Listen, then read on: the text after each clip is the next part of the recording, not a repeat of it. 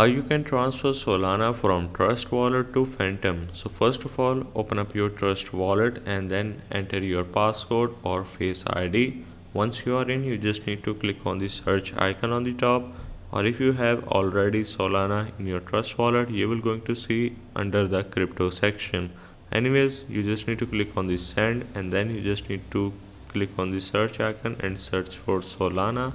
And once you have searched for Solana, it is going to show up your cryptocurrency that you have. Then you just need to open up your Phantom wallet and sign in with your account or Face ID.